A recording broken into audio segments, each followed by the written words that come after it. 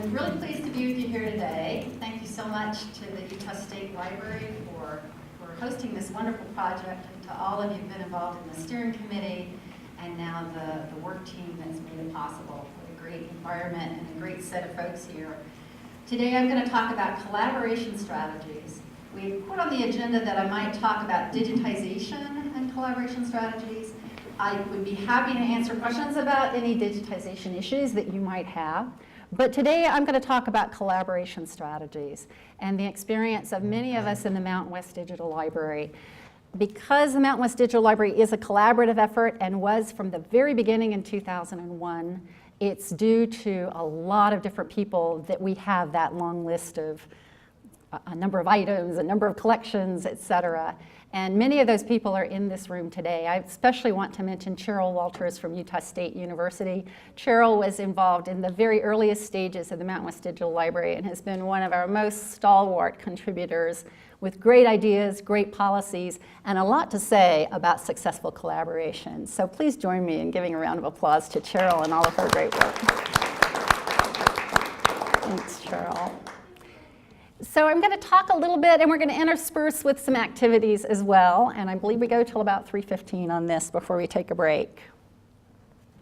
So I'm going to first go through a few statements that I thought might help us to focus on whether we're really sure we know what collaboration is and what your thoughts are about different things, whether they're myth or fact, when it comes to collaboration. So number one, is this a myth or fact? Collaboration is difficult and takes a lot more energy than working by yourself. True or false? At first true. At first true. But then the synergy happens, right. And what do you see happening when that synergy happens? Greater than your single components. Absolutely, and energy comes back to you, doesn't it? So sometimes it takes a lot of energy to get it going, but hopefully it brings energy back to you. Thanks.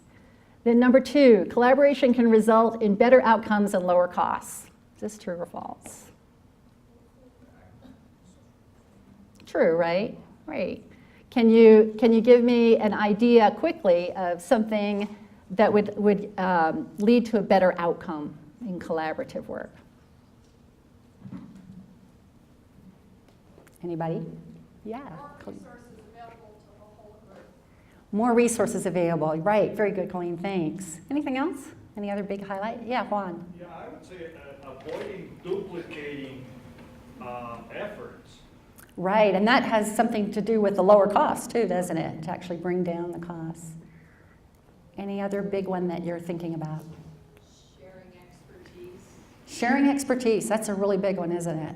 Yeah, no sense going off, relearning something if you have a collaborator who already is an expert in it or can show you the way.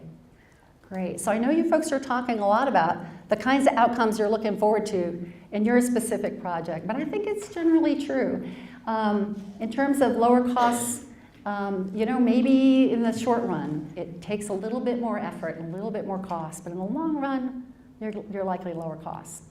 Okay, number three, is this myth or fact? You shouldn't borrow other people's ideas.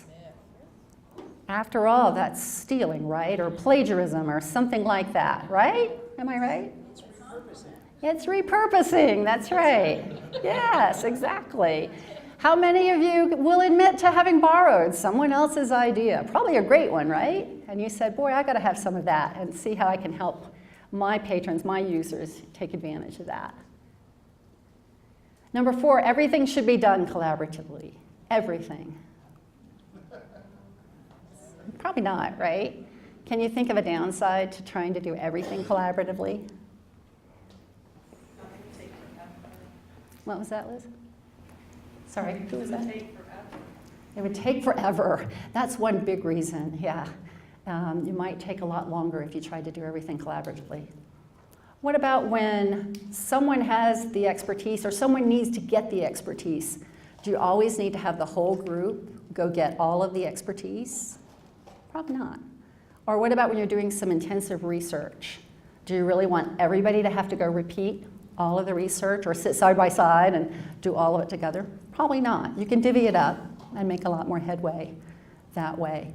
There also are probably some things that you wouldn't want to have to do collaboratively for maybe influence reasons. So maybe only one person should go talk to a legislator about something. Maybe a visit by 10 people to a legislator might be a little intimidating. What do you mean, all of you showing up in my office today? But you might not want that impression at that moment. Or similarly with a library director that you're trying to influence. Maybe it's good to go and just have a one-on-one kind of meeting in some situations. But that, in all those cases, the person who's working as part of the team can bring that information back and bring that benefit back to the group. Number 5, all collaborators must work on the core team. And I'm talking about your teams now, the core team.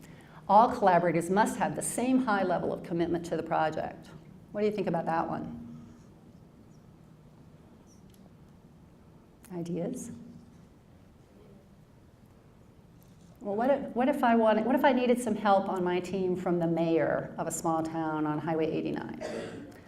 Are you going to recruit the mayor to your team and make the mayor come to the state library and make the mayor go through 3 days of training and all of that kind of stuff? No. So, but you may really consider the mayor a strong collaborator, the mayor of Ephraim or someplace like that. So this idea that everyone has to have the same level of commitment in order to even be a collaborator is probably something that hangs up a few teams sometimes. But I think it probably is important for your core team that you have a real sense of mutuality and a real strong commitment among all of you on the core teams.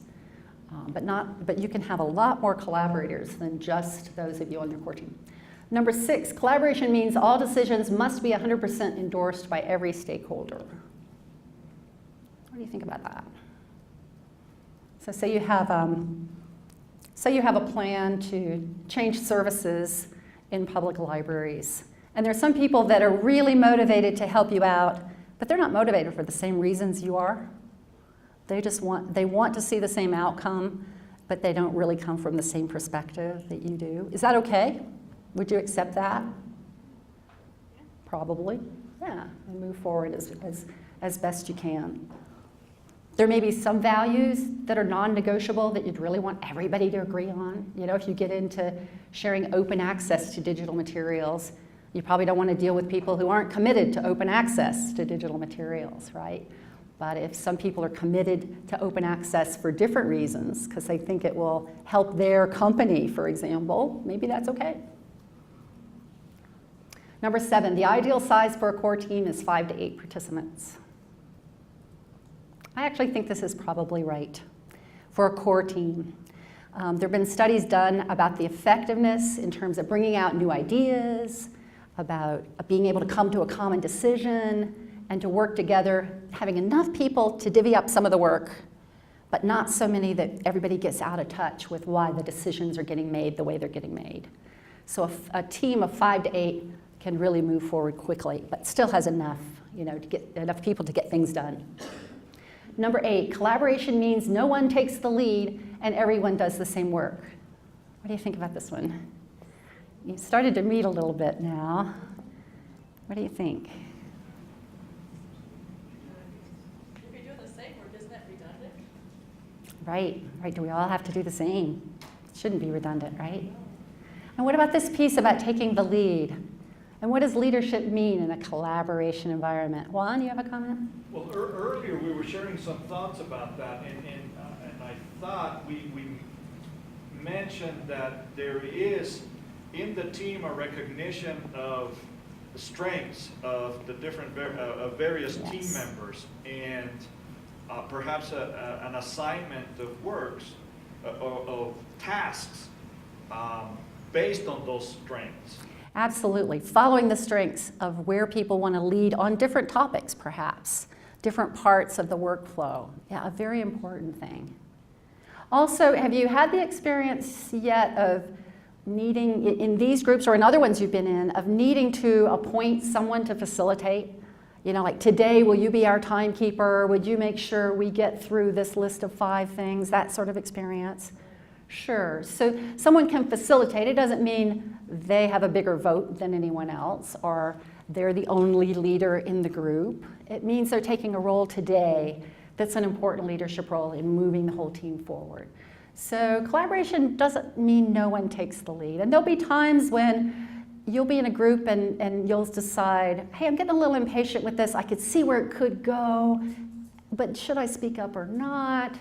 I don't want to be seen as, shoving people around. But maybe there is a diplomatic way to say, what about this idea? Couldn't we move it forward now? And that's taking leadership, isn't it? That's taking leadership when you say, I have an idea about how we can move our discussion forward. What's not leadership is if one person hogs the microphone all the time, right? Or facilitates every session always, unless everybody wants them to facilitate every session. You can get into some abuses in small teams. I bet most of you have been on at least one student project group, right? In college or graduate school. And you know that there are problems that can be problems in small groups that way. Remember when there would be maybe someone who thought he or she should do all of the determining of what the group would do, and you kind of hated that, right? Or there would be someone who just never would speak up and kind of had their arms folded and was always saying, this will never work. And you just, would want to beat them over the head and say, come on, you got to participate and speak up. And they're always, you hear a lot of stories of people who complain about free riders. It's an economic term for people who get a free ride, the folks who are on project teams and never do anything. And you hate that in those student groups. And so obviously there are dynamics involved in any small collaborative core team. But it's flexible in terms of taking roles, different people taking leadership, and it shouldn't mean that everyone has to be the exact same flavor, and interacting in the exact same way. Number 9, it's desirable in a collaboration to create a sense of an in-crowd. Okay, this is a trick question. What do you guys think of this one? Do you want a lot of strong bonding in your core group? You want people to care about the common cause and maybe care a little bit about each other in the group, right? Know each other's challenges. But what happens when you get too many in-jokes? Or you're considered the in crowd on this topic? How do other people perceive that? I like the sense of team and that special shared mission, but not to the exclusion of others around us. So that could be the pitfall. Very good. It starts shutting things down, doesn't it, for other people coming in? And have you ever been around a group of people that had been working together so closely and so intensively that you almost couldn't feel like you could go up and have lunch with them? I mean, you were just an intruder in their group. And imagine how that would feel to folks that you're trying to recruit to your effort, to your project, to your vision, if they feel like, well, those folks, they just have eyes for each other. They just are working together, and that's all. So I was part of a community newsletter group years and years ago in Atlanta. And and some people finally brought it up to us. They said, we can hardly understand what any of you were talking about. You have so many in-jokes. You have so many little things you're talking about that nobody else even wants to talk to you at parties. I mean, it was just like we were just this insular little group. And it meant we couldn't recruit new people. We all burnt out eventually. We didn't want to run the community newsletter anymore. It was like, well, okay, we've gone through all of that. We're done. So be careful that you keep open to new participants. And if you have a lot of acronyms and a lot of in-jokes, explain them to the newbies and let people know what's going on so that you invite new participants. And then finally, under our myths or facts, number 10, you shouldn't share how you succeeded with others. This is unseemly bragging. Okay, this is kind of the flip side of you shouldn't borrow from other people's work. Okay, when you do your achievements, are you just going to sit on it and not tell anybody how it worked? No. And of course, a big point of this project, I assume, is to serve as models and learn ways to share with others your successes so that they can do something really similar in their libraries as well. Matt, comment on that? Librarians seem to have a really difficult time sharing their success. And we need to brag about ourselves more often. I would really have to think about that by now. Yeah, I think we do need to be encouraged to brag about ourselves and about each other. If you think it's unseemly bragging about your own achievement, then at least think about the group and say, our group deserves recognition for this. You know, we did something important, and furthermore, there are other people out there who will benefit from it. And it would be really wrong of us to have spent all this time and only to have shared it with our one little project when we could have a much larger impact. And I know many of you do this very well and are used to doing presentations, but I know for some of you, you might be a little hesitant. Oh, I don't know if this is being too prideful or something like that. And it's not. It's sharing in the way that you're intended to share. So I hope you'll see your collaboration in that kind of light, something where you're repurposing other people's ideas and then sharing the ones that you've taken, the way you've developed it further, and now the special magic that you've brought to your project idea that you can now share with others. Great, so those are our myths or facts. Any kind of comments on, any thoughts? Anybody have any particular comment at this point about, you know, does any of this not sit right with how you were thinking about collaboration? Any comments on that? I know many of you are here because you believe in collaboration, and that's why you've joined in on this. Yeah, good. Well, good for you all. That's really great. Oops. Did I go too fast? Okay, that's right. Okay, so I just wanted to tell a couple of very quick stories about some collaborations that I've been involved in and maybe tease out a couple of the relevant factors on each one. Many, many years ago, before I was dealing with digital items or library work at all, I was a technical writer at a manufacturing plant in the Salt Lake City Valley. And there were these intractable problems at this manufacturing plant. And it all had to do with people not wanting to suggest any changes because it would seem to be a criticism of the boss. And yet people across different departments were saying, we have so many of these problems and they're common to a lot of different departments. How can we get beyond this? And they've decided to form what they called quality control groups. The name didn't really matter, but it was cross-departmental work teams. And your rank didn't matter. You were all equals in the room. And it gave us an opportunity to do some problem solving for those intractable problems. And our groups were tasked with coming up with proposals. And it was wonderful how you could come up with a proposal as a group that then no one person would be blamed for by the supervisor, right? So it freed us all up to get out of that hierarchical trap that we had all been in and to come up with some great new ideas. And this was the environment where I first learned how to do brainstorming, where you really get input from every single person, where you basically pass the talking stick in a way around the room. Each person gets a chance to talk. And you can say pass if you don't have anything to say, but it always comes back around to you, and it keeps going around and around until everybody has something to say. And we had some really quiet people, but they all got to have their input eventually. And our group very quickly came up with a thing that we wanted to focus on, and there were these huge cloth spools, you know, like this tall and about 1.5 feet wide that the cloth was wrapped on. And these cloth spools could very productively be recycled, but they weren't being because people couldn't figure out how to do it. But the group came up with a way to do it, and we saved $10,000 in the first 6 months, and we made a presentation to higher management, and it all went really well. And it was a great example of people coming together and getting outside of some of the barriers that we had felt within our particular groups and coming up with a good answer. It's a lot of fun to do, too. The second example is something that Cheryl and I worked on a number of years ago, and it's continuing to work pretty well, and that is the development of the Mountain West Digital Library Task Forces. The Mountain West Digital Library is operated by a digitization committee that kept getting bigger and bigger and bigger until we had about 22 to 25 people coming to every meeting. And remember we said earlier, that's not a very good size for action, for decisions. And so Cheryl and I kept introducing the same topics at every meeting, and people would kind of hem and haw, and we'd make a little progress, but then we couldn't quite decide, and we didn't know what to do, and it would get postponed to the next meeting. So she and I sat down and thought about, well, what can we do that would be different than this? And we decided to form smaller groups of 5 to 8, call them task forces, have them discover what it is they wanted to work on as a specific task, and then hopefully disband after the achievement of their task. And we set up several of those, most of which are, have either completed or have decided to kind of be an ongoing thing. The training task force is still ongoing. Outreach task force is still ongoing. So they really should probably be called committees now.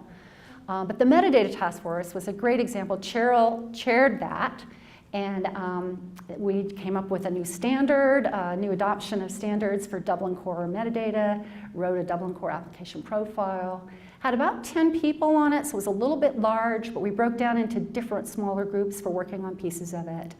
And that has ended up being a standard that's been followed by all the Mountain West Digital Library partners, and we've had other people beyond our network to ask to be able to use it as well.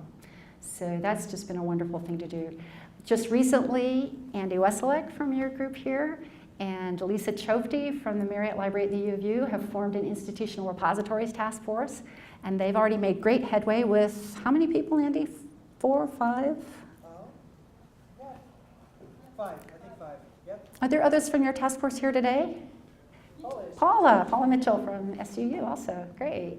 And they've already, been designing a web page and thinking about how to perhaps have some different metadata that will help people to find the scholarly materials of academic institutions in the institutional repositories that our colleges and libraries have created.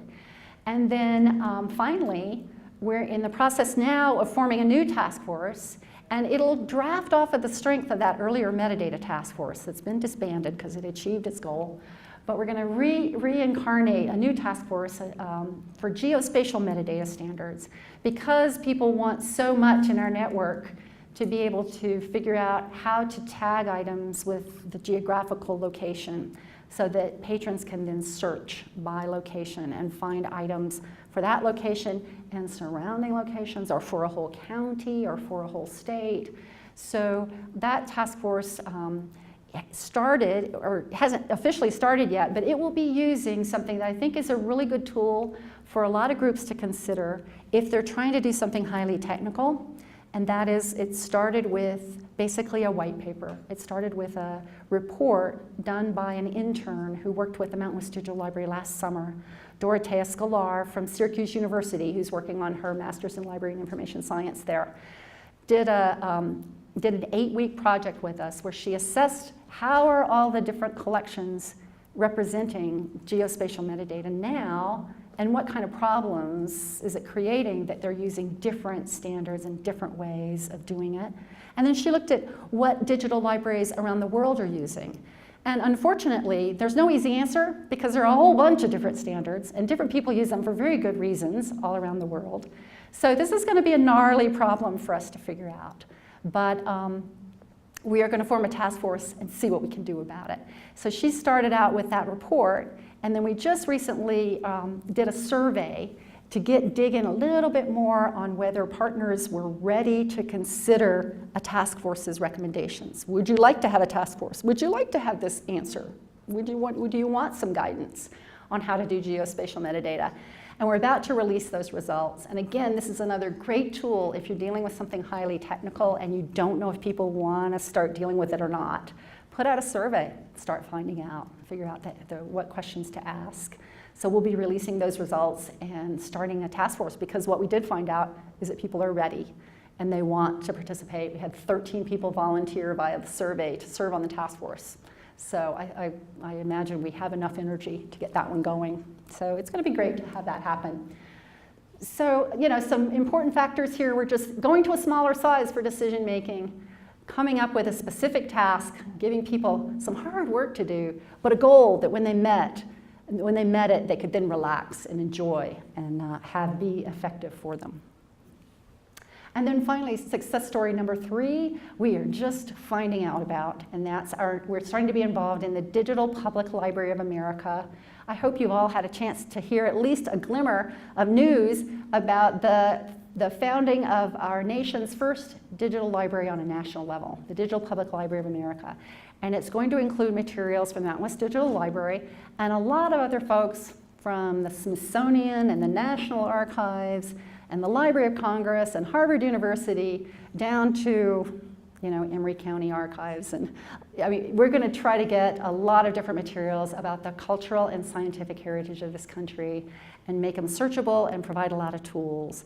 So the Mountain West Digital Library and all of our partners are just a small piece of this much larger effort, the DPLA. Some of the things that they've done successfully so far in the 2 years of planning that have led up to this, and by the way, it's going to launch on April 18th and 19th. So you'll be able to go to dp.la, that's the URL, and actually be able to search on many millions of items as of April 18th. And I hope you'll direct your patrons to that, because it's going to have some wonderful tools where people can download and reuse and transform different items. It's going to be a great tool for all of us, for public libraries, for academic libraries, for school libraries, all across the board, and for museums and archives as well. And some things they did really well were to have work stream groups formed from people around the country, much like the task forces that I already described. And they have created a portal, so they're engaging with people. They have a lot of Facebook stuff and blog stuff going on where they're communicating with the world. They've set up a very few set of policies to help guide this effort. They had a lot of early debates about how to do all of this. And I should also mention they had a number of plenary sessions. They had one in Washington, one in San Francisco, and one in Chicago. And Liz Wolcott was able to go to the one in Chicago. And they've really wanted to reach out to people and to hear what people want. So they're still, in a sense that we're talking about today, in a sense of collaboration, they're still actually in a lot of early stages. But one of the things they knew had to happen in their case, and maybe it applies to something you're doing too, was they had to have the endorsement of a lot of major national organizations, funding institutions and agencies, the Smithsonian for museums, the National Archives for archives, IMLS for libraries. They wanted to make sure they had the endorsement of all the national leaders involved. And now the national leaders are getting to hear from more of the regional and state folks about what this means on the ground as we actually take it into the Digital Hubs pilot and make this work. So we're really pleased to be part of the Digital Hubs pilot project, and I look forward to continuing the conversation among all of our partners and to take back what we learn to the DPLA and keep that going back and forth. By the way, if you're interested in more about that, I gave a presentation which is archived online. You can listen to. I gave it about a couple of weeks ago, and I'll be doing part 2 of that tomorrow afternoon at 2.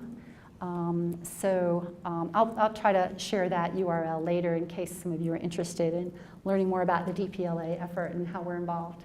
We'll still be here tomorrow at 2. Oh, that's right. Oh, I thought you guys finished up around 1 tomorrow.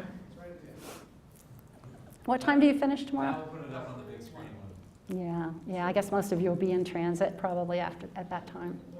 Well, we'll be archiving tomorrow's session too, so if you're interested, you can listen later. So our next segment of this, I'd like to talk a little bit and then have you work with me and then work in your groups about how to identify a broad set of collaborators and what those collaborators might be able to contribute to your project. First, I'll just show you how we thought of our collaborators and how that expanded, and that's really fast to do through a series of these bubble diagrams. The Mountain West Digital Library was formed out of the Utah Academic Library Consortium. So at first, it was really strong within colleges and universities and the libraries around Utah. That's since expanded to include some in Nevada and some in southern Idaho. And then we realized that those libraries were willing to host, those college and university libraries were willing to host digital collections from museums, from archives and historical societies. And so some of our larger institutions like University of Utah and Utah State University, Southern Utah University, and who am I forgetting? Oh, Brigham Young University.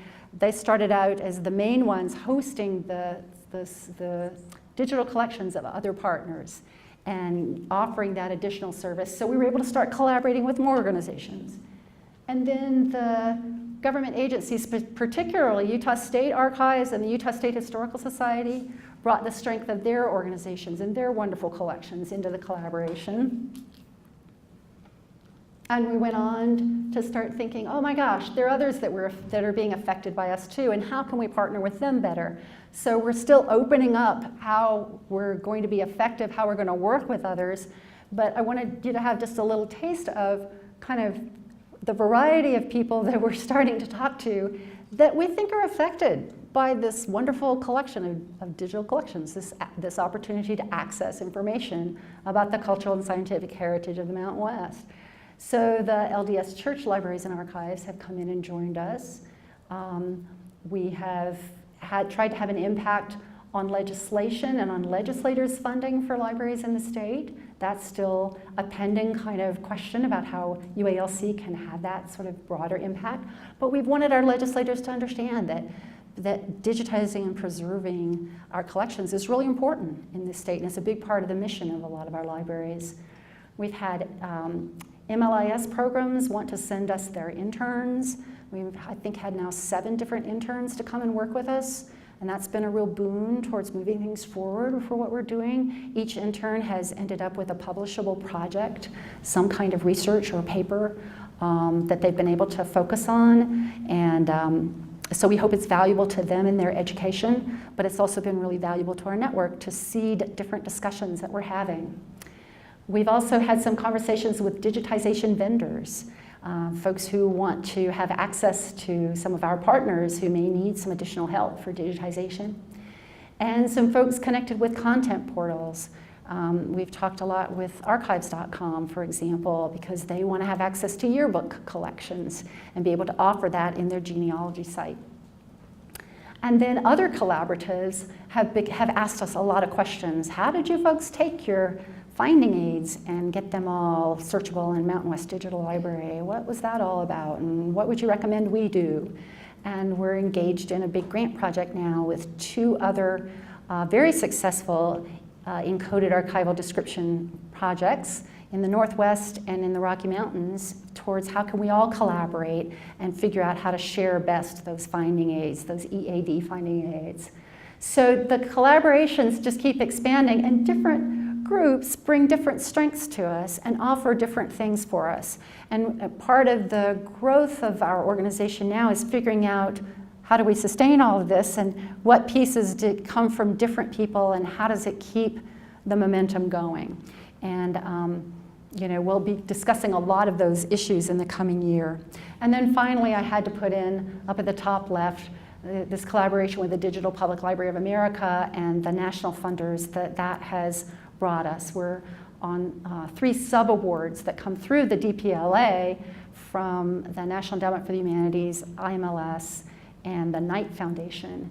And so to start becoming aware of the needs of groups like the Knight Foundation, which has a lot of interest in democratization of information and empowering communities, and they see libraries having a big role in sharing information with communities, information from government agencies and other groups, so that community groups can have the kind of engagement with their governments that the Knight Foundation deems appropriate. So our collaboration has continued to expand, and we felt really fortunate to be able to do that. And now I want to take us through a quick exercise together, and I'm going to use the whiteboard over here.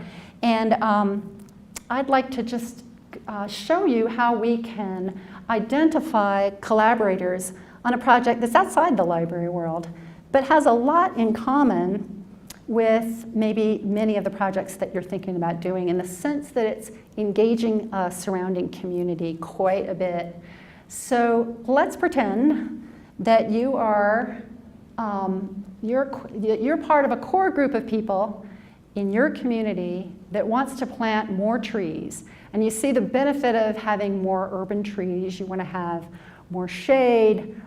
It's part of a beautification plan for your community. You want to attract more bird life, perhaps. You've got different ideas about the value of trees for oxygenating our environment, etc. But for whatever reason, you want to have a community tree planting project. What I would like us to do now is to just see how big a list we can get of people who could contribute to this in whatever way. And by contribute, I don't mean just money or just time or just planning, but any of that. And we're going to want to take advantage of anybody that has anything to say that can help us to get these trees planted. We don't have a lot of money. We've got to go ask for some money. But we want to get this improvement done for our community. We've got a core group that's determined to get it done, and we're ready to reach out to other collaborators. So, can somebody tell me a group or a person that you might want to bring in on this community tree planting project? Yes? Boy Scouts. The Boy Scouts, that's great. And what would the Boy Scouts do? Dig. They dig, yep. So they would actually provide some planting volunteers, right? Oh, this pen's not going to quite be dark enough. Let me try another one. So planting volunteers. On that black, can you folks over there see this now? I know the blue's probably a little too faint. Oh, we'll do dig. How about that? We'll get that again. And Boy Scouts. Okay. And by the way, there are other groups that could do volunteer planting? Other groups? 4-H, absolutely. Future farmers, very good. What was that last one? I'm sorry. Forestry. Oh, the Forest Service itself. Yeah, absolutely.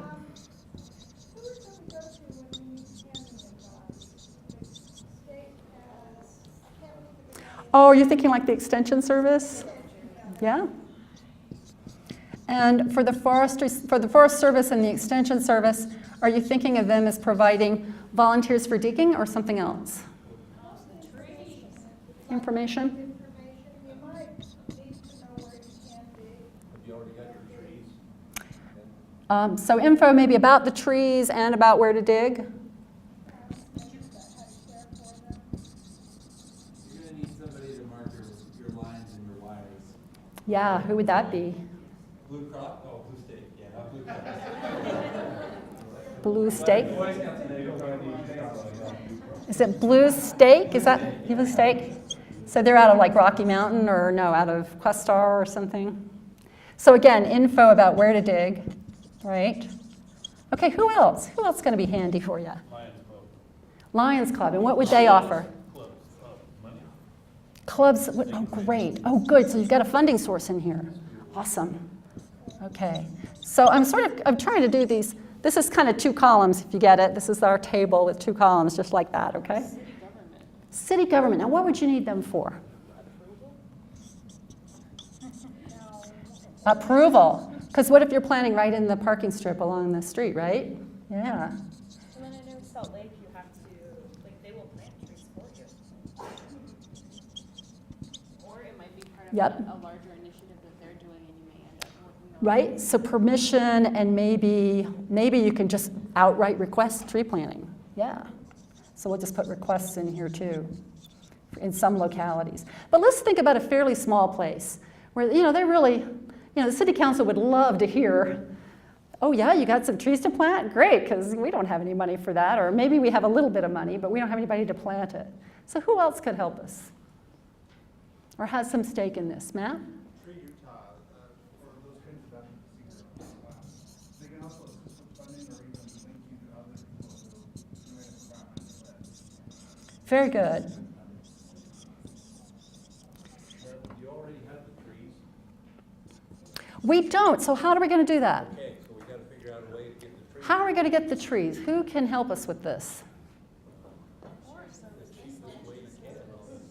Yeah. So we could try several different things, right? Did I hear Forest Service? Okay, so the Forest Service might have some trees. Good, so we've got that, possibly info, and actually maybe some trees themselves. They might actually have to. Nurseries, there might be donations. I'm sorry, let me take you first. What was that? I'd just say there might be donations with nurseries and different things. Perfect, yep. Nurseries, and maybe the tree farms that they deal with. Great. Okay, I'm sorry, I know there were other comments. Who else had a comment on that? Did you have one over there? I just said looking for corporate donors such as Home Depot or places like that that actually sell trees. So corporations in general could actually come up with some money, right? Yeah, money or resources. Or trees, if they're a tree-related organization. Yeah, great. Cheryl? So you need some expertise as to what trees, Absolutely. what areas, Yep. an extension service, or if there's some school nearby that has horticulturists. Very good. So extension service could do that, or would you call that a silviculture program at USU? Okay, yeah. Let's just say school department. Oh, very good point. Now, who's going to do the watering? Do you think who's going to have an interest in looking at that tree and seeing that it doesn't wither? The one that's planted on the curb or next to the ball field? A beautification committee, right? Great. Let's get some great volunteers out there to do it. Yeah, who might put in a watering system for us? Landscaping company might do it. This is awesome. You guys, I'm running out of whiteboard here. This is great. And what about the fire department? Do you think they could help with some watering until the irrigation system gets in there? In some communities, they might.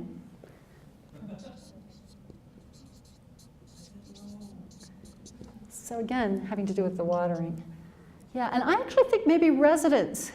You know, if you could get a block club on a street, you know, and say, look, these trees will be fine after about 2 years, but for the first 2 years, they're going to need a little babying. Could you guys give them a little extra water for us, and then they'll be okay. Kind of like adopt a road or something, you adopt trees. Adopt a tree, yeah, adopt a set of trees. What about people who have a ballpark, for example? Maybe a little league group would be willing to get some trees along the edge. The parents would like to stand in some shade, don't you think? Yeah. And what about on the edges of schools? Yeah. Do you think the principal of the elementary school would be interested? Keeps the perverts out. Keeps the perverts out. Yeah. And what about the science teacher? Science teacher want to come out and... You think you could get do you think you have enough strong little 6th graders who might be able to help? Or maybe you'd have to go to the 9th graders, get some of that 9th grade boy energy out there, digging, something like that.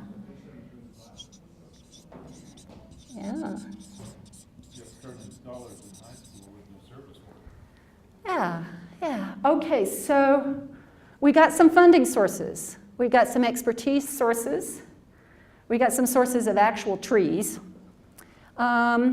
Who's going to give us the shovels and picks? That's a good way to go through like corporate donors.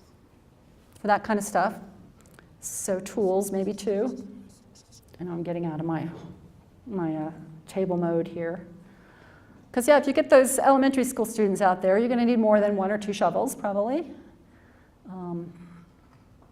What about any big trees? If you got some really big trees, are you likely to need a front-end loader or a drill or something? Yeah, so you're going to need somebody to supervise and maybe tell people, we're planting 200 trees today. I'll plant the first one, and here's how you do it. Everybody gather around, or we'll have 4 people training, so we're going to need some training. Okay, now, I think we can stop there. And let me just ask you, I know we're probably missing one kind of thing, and maybe you'll think of more, but your group, your core group, how much money do you now have to raise? If you can get this help, if you can get this funding and this information and these sources of trees, you're starting to have a pretty good project, right? And you've built a lot of what in your community? Besides the trees, what do you end up with at the end of this collaboration?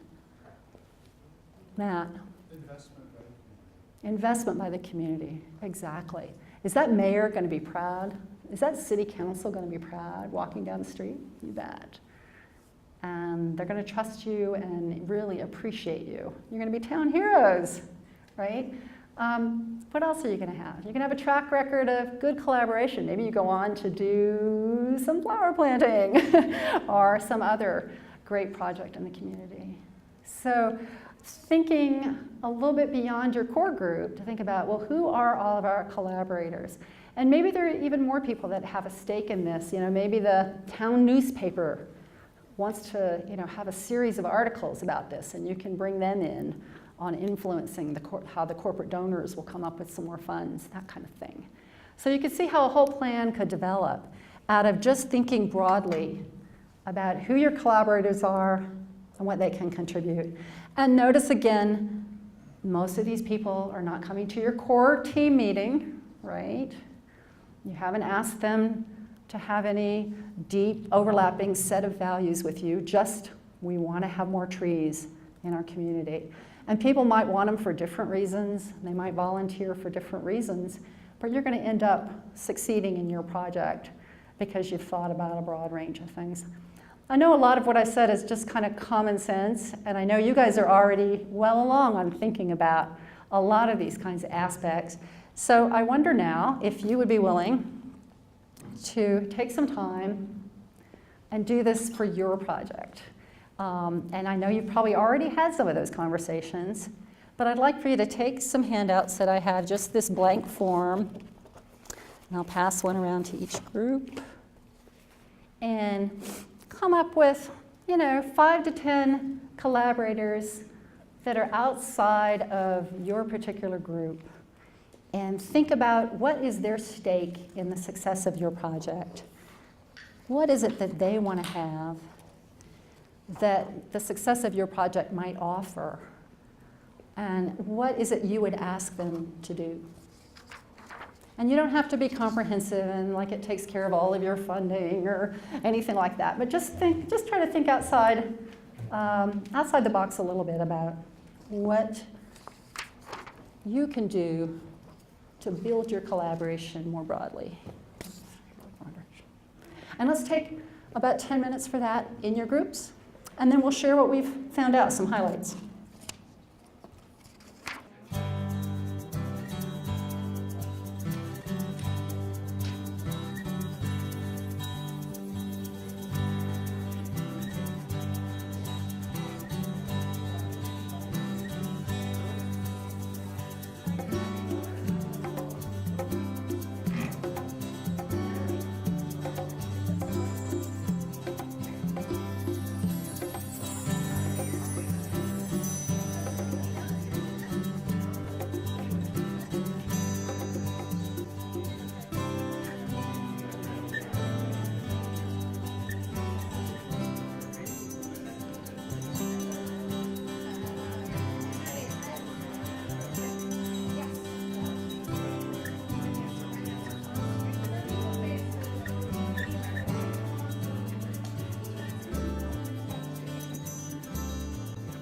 Okay, I know you could do a whole lot more with more time, but hopefully you've gotten a good start on this process, and later on with your project team, you can continue it and perhaps do that in the context of some of the particular planning that you're doing. Maybe come back periodically to this and say, well, now that we've developed our plan a little bit more, do we want to revisit who our potential collaborators are? Who else might we want to pull in on this? Or maybe later in your project development, when you get to the point where you're trying to influence decision makers about the adoption of your plan, you might want to come back to this and say, who are our influencer collaborators? Do we have publicity and promotion people? Do we have leaders in different organizations who, if they're brought on board, can really make a difference in the adoption of our plans? So this is not like the final time that you'll be looking at this, but hopefully something that you'll do iteratively over time.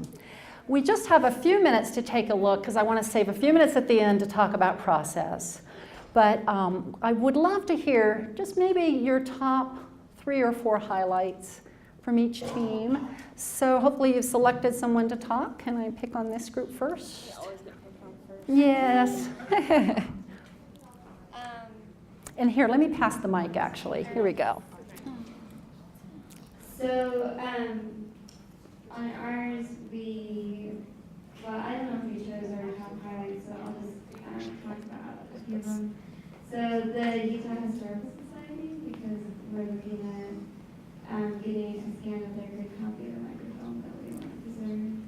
Marissa, I'm sorry, would you just remind, for my purposes, would you remind me what your team is focusing on? So the Salt Lake Public Library wants to digitize the obituary index that they have, and so their copy is going black, but the Historical Society has a copy that they said they could scan for us. So we're interested in learning more about Omeka, and we know that Highway 89 is learning about it too, so we have that on our list. Very good. And then to learn more about metadata, we have Utah Northwest Digital Library. So. Great. And then we have a lot of other people who could help with promotion, or maybe down the road helping crowdsourcing with transcriptions. So. Fabulous. That sounds really great. Good start on that. Great. Yeah, let's give them a hand. Good. Yay. Okay, who's reporting on this team's highlights? Okay, we're looking at making a film. And so we had come up with, in fact, we're probably going to need, as contributors, we're going to need somebody who can help us with filming, videography, publicity, and promotions. And some of the suggestions were looking at BYU's film department because they have worked with ULA before.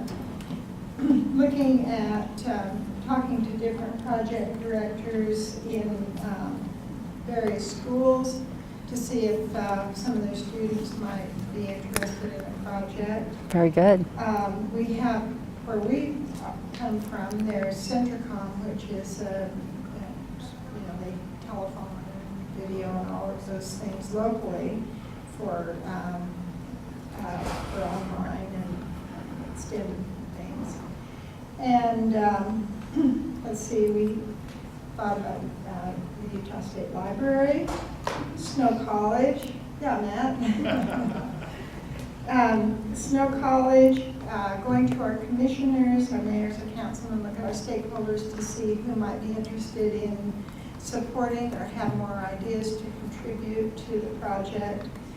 Teachers who may have students who might be involved, possibly Snow College that's down in our area, bookmobile friends, and students or clubs.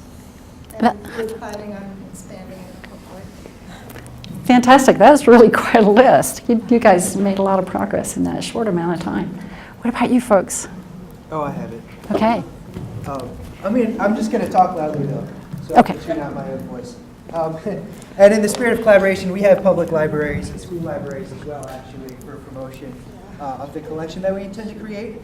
And in addition, we were thinking that archivists and historians are going to be key collaborators here, as they have the collections and the expertise necessary to build the collection we want to. Local communities, we're aware of a couple of car clubs, particularly in Logan, that could help us. They may have content that archivists don't have that we're not aware of. Same with national parks. We haven't really reached out to national parks at all, but many of them have archives that could be related to Highway 89. Local chambers of commerce, office of tourism, and hotel associations. Those, they might have money, which is cool, especially because this is a type of project that may benefit those organizations as well. And then we threw UDOT on here as well. We might reach out to them and see if they could be a collaborator for promotion as well, like if we could have signs, on the road, there's Scenic Highway 89 signs, if they had a link to all the collections out there. Very good. There you go. All right, well, we're connecting you and authors and illustrators. Because you're underneath this. Well, I can tell it's really loud if Okay. I do it squeaky, but it's loud.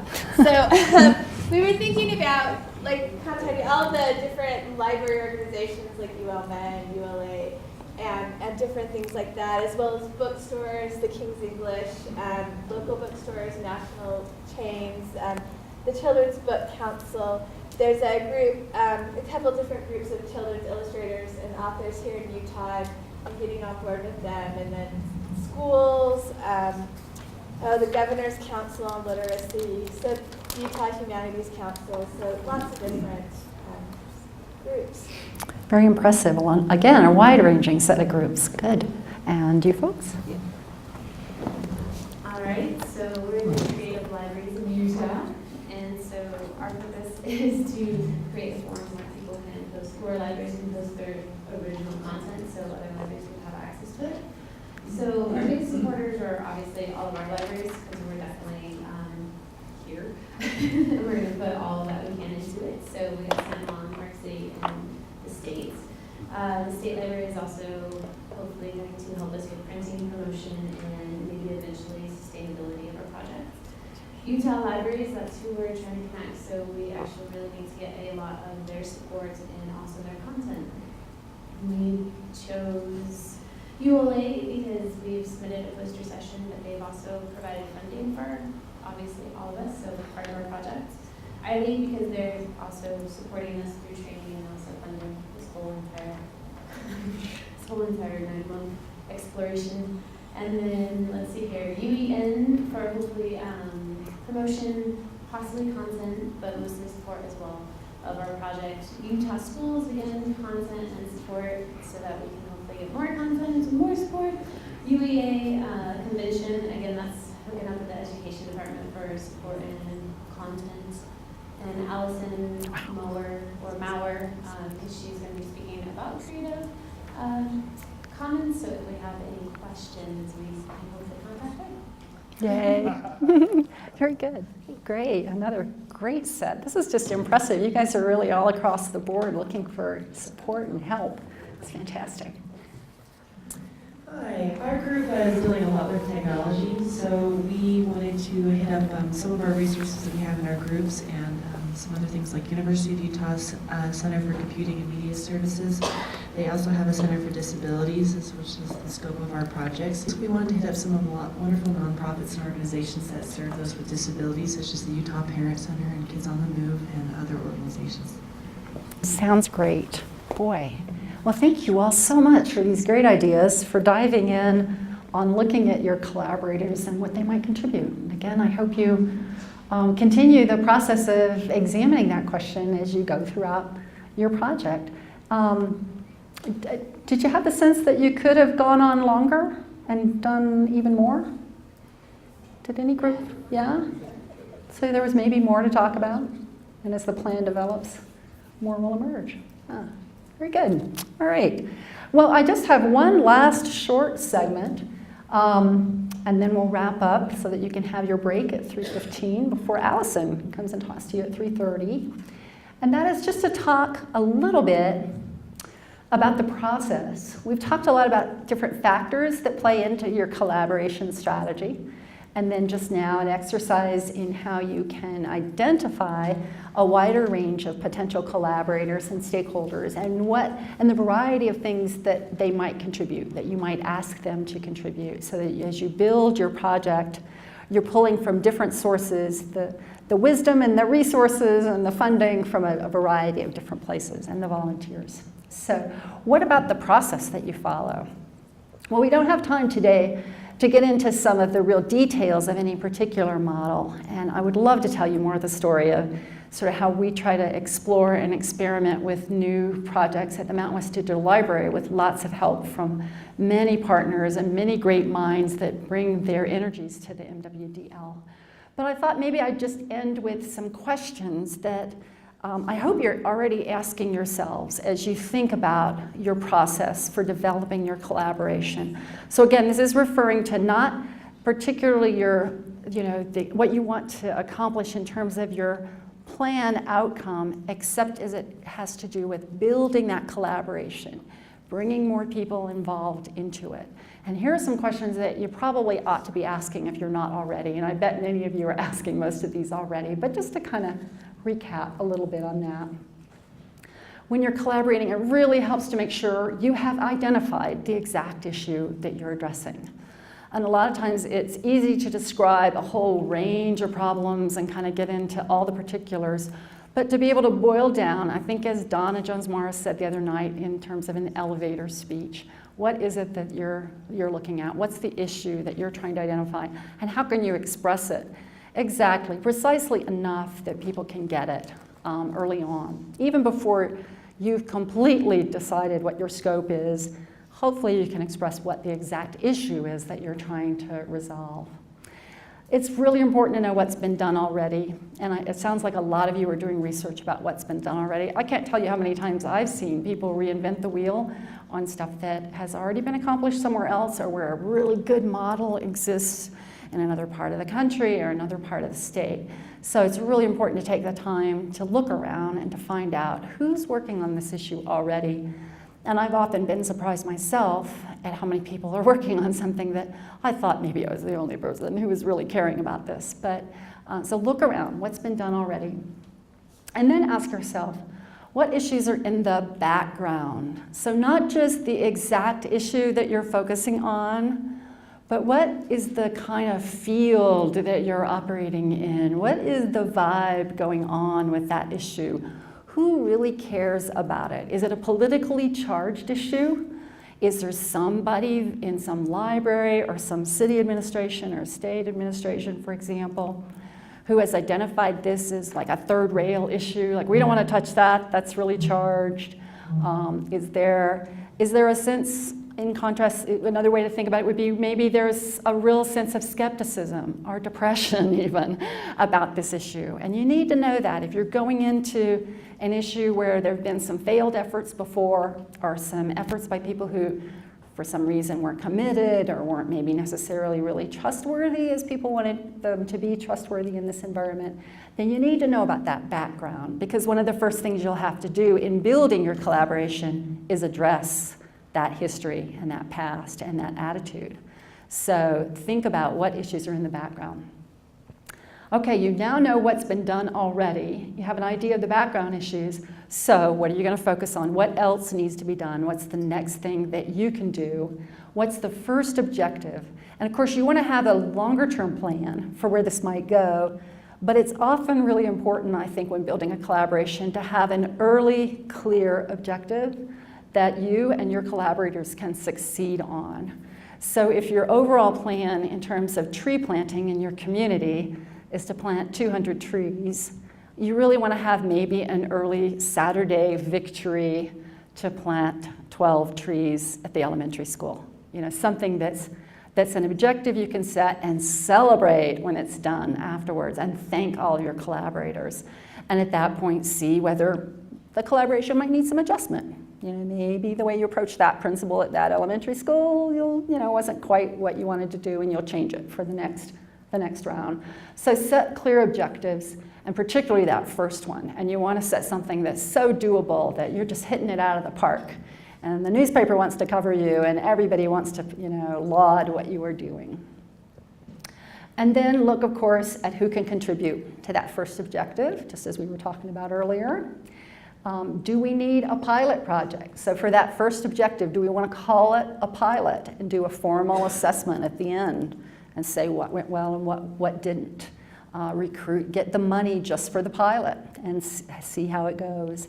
Many issues emerge during a pilot that you couldn't possibly imagine during the planning. And it's sometimes great to just get your feet wet and see what happens.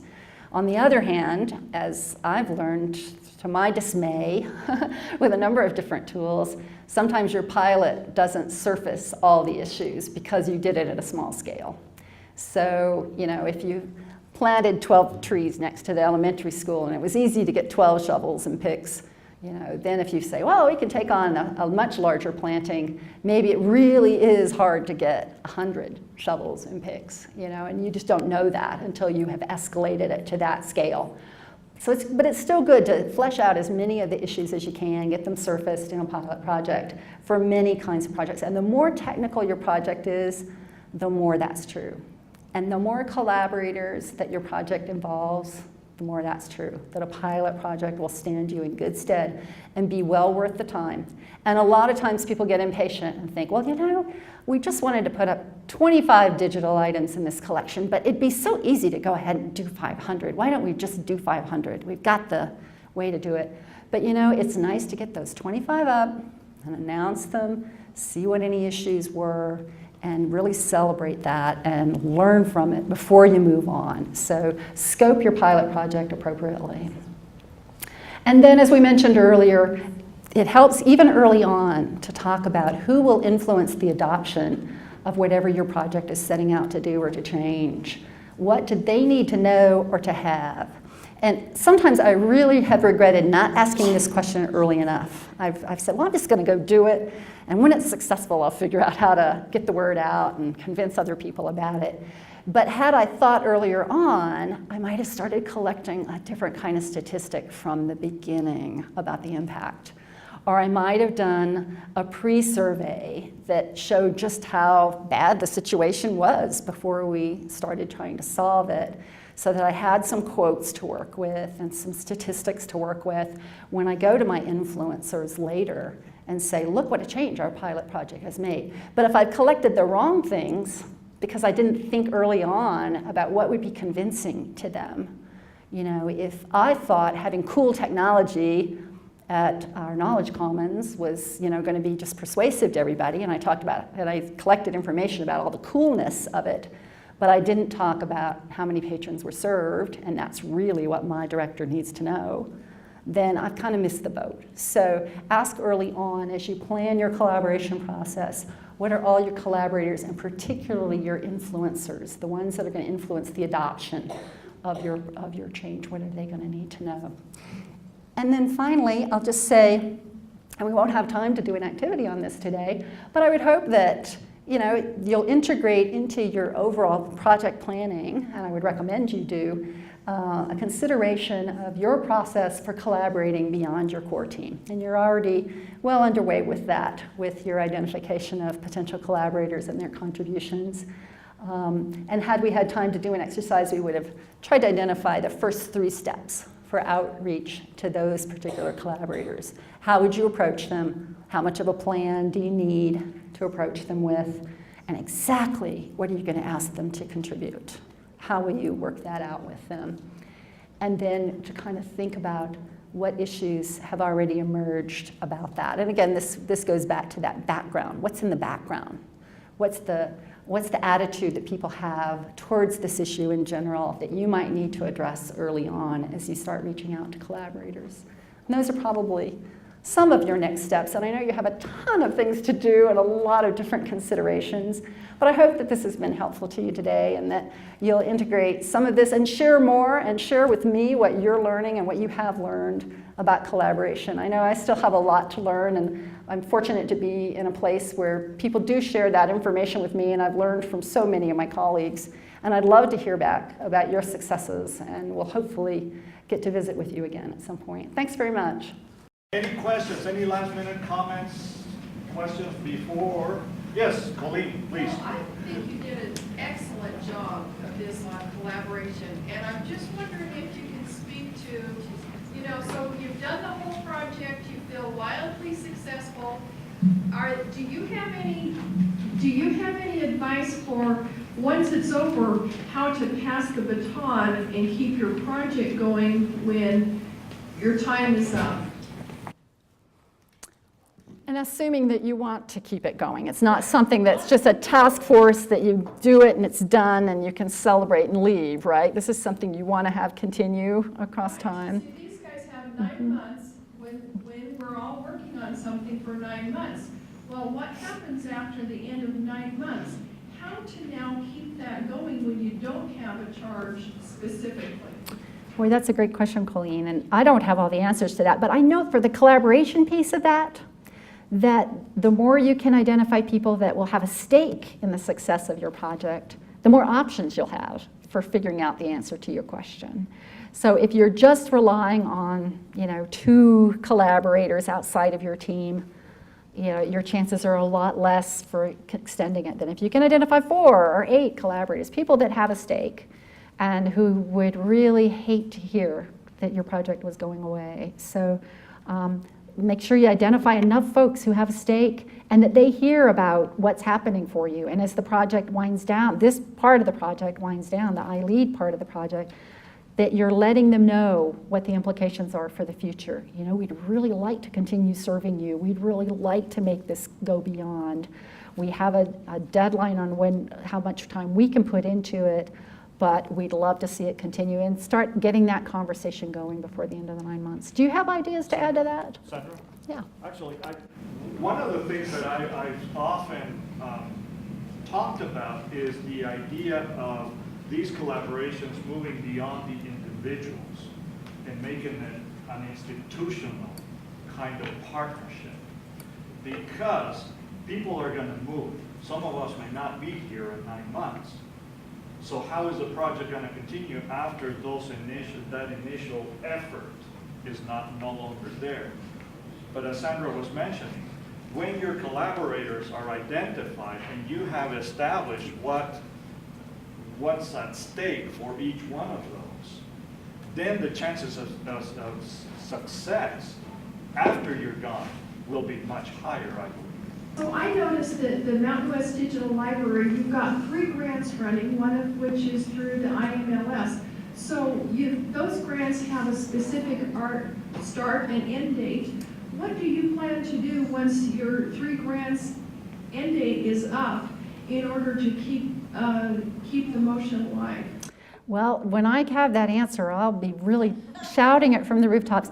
One of the real benefits of these DPLA grants to us are that they are a great deal about our firming up our model, our sustainability model and our service model. So they want us they see us as a promising start on serving a region.